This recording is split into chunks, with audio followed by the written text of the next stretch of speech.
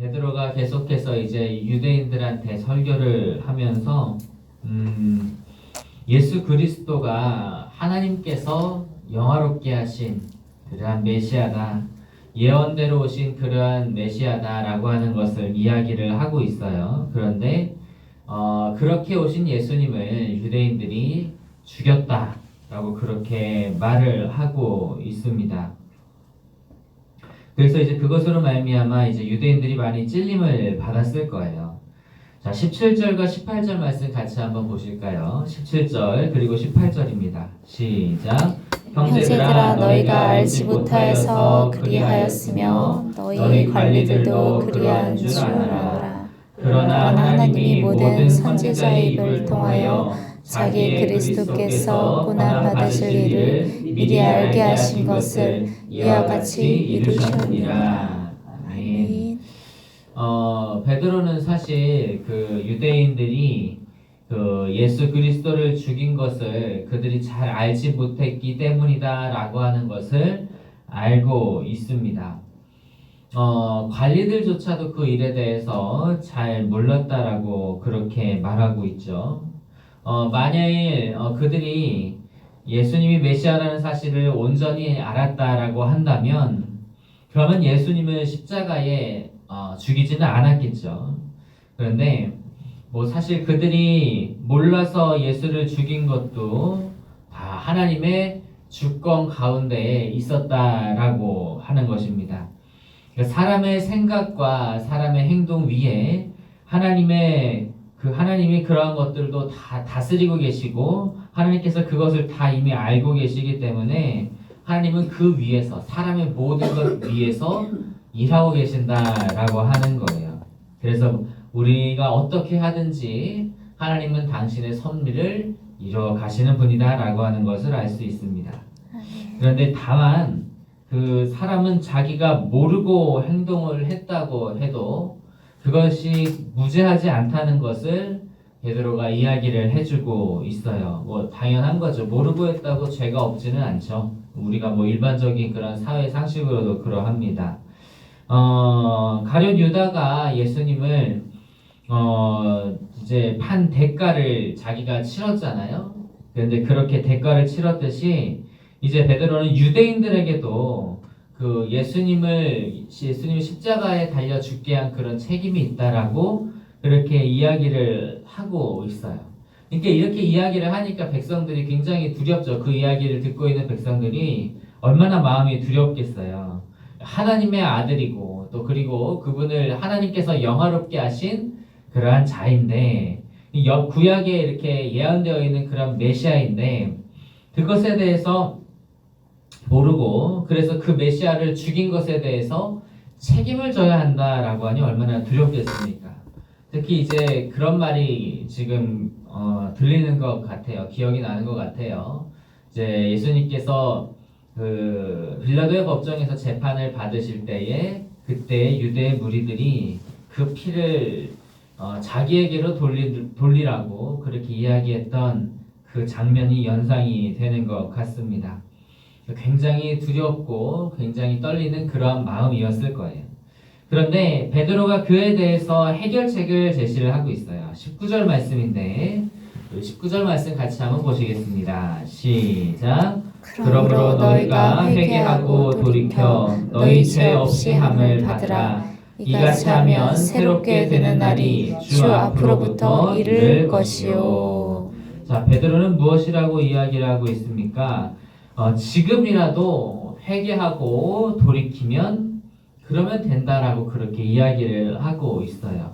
그들이 지금이라도 회개하고 돌이키면 그러면 하나님께서 그들의 죄를 용서해 주시고 그들의 죄가 없다고 여겨주실 것이다라고 그렇게 이야기를 하고 있습니다. 그런데 이제 회개하여서 예수님을 따르지 않으면 심판이 기다리고 있어요. 심판이 기다리는 정도가 아니라 아예 예언이 되어져 있어요. 23절, 24절 한번 같이 보실까요?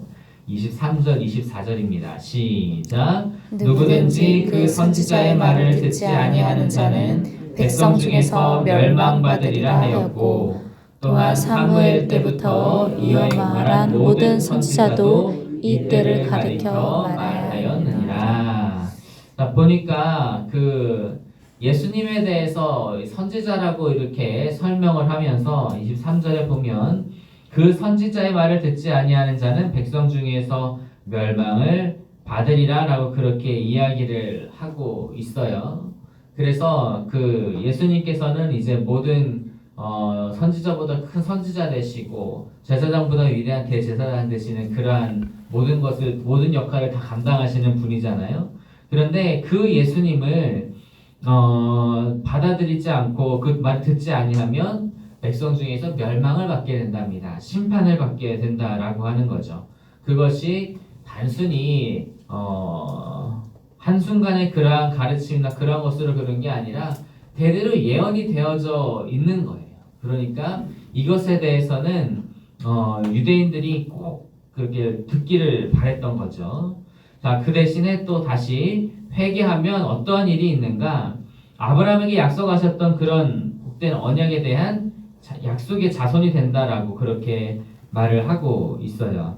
그 25절 같이 한번 보실까요? 25절 같이 있습니다. 시작. 너희는 선지자들의 자손이요 또 하나님이 너희 조상과 더불어 세우신 언약의 자손이라. 아브라함에게 이르시기를 땅 위의 모든 족속이 너희 씨로 말미암아 복을 받으리라 하였으니. 자, 그래서 이 말씀대로 정말 아브라함을 통해서 그 복의 자손이 되기를 복의 그러한 기원이 되기를 이렇게 약속을 해주셨는데 그것이 이제는 예수 그리스도를 통해서 그들에게 주어진다라고 그렇게 말씀을 하고 있는 겁니다. 그러니까 베드로가 이야기하는 건 그래요. 그대들이 그 유대인들에게 너희가 예수 그리스도를 죽인 것은 분명히 책임이 있다. 하지만 하나님 앞에 지금이라도 회개하고 돌이키고 그렇게 하면 하나님께서는 용서해 주실 것인데 지금이라도 돌이키지 않으면 그러면 하나님의 그 예언된 심판이 너에게 있을 것이다라고 그렇게 말씀을 하고 있는 겁니다. 우리가 모르고 행동한다고 해서 죄가 없는 것은 아니에요. 하지만 하나님께서는 우리가 회개할 때에 우리의 죄를 없이 여기신다라고 그렇게 말씀하고 계십니다. 그리고 또 오늘 말씀에 보면은 그 하나님께 잘못을 했다고 하더라도 하나님 앞에 회개할 때에 정말 그 가운데에서 죄를 용서받고 죄가 없이 받는다라고 하는 것을 이렇게 알게 돼요.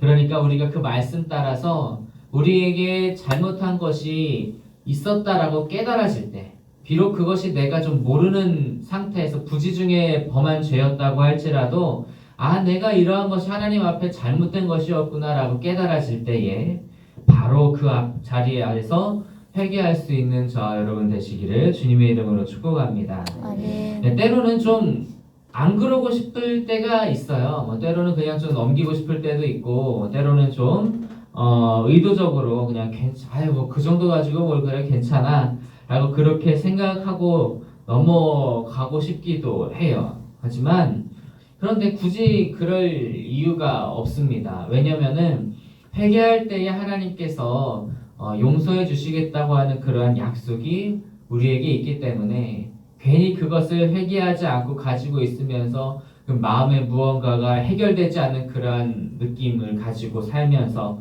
결국 나중에 심판에 이르는 것보다 우리는 그 약속을 믿고 회개할 때에 하나님 안에서 정말 깨끗하게 죄를 씻김 받게 되기 때문에 늘 그 십자가 앞에서 그 죄를 용서함 받는 것이 우리에게는 정말 유익한 일이요 좋은 일이고 선한 일인 줄로 믿습니다. 아멘. 그래서 늘 우리가 주님 안에서 회개하면서 돌이키면서 나아갈 수 있는 저 여러분 되시기를 주님의 이름으로 축복합니다. 아멘.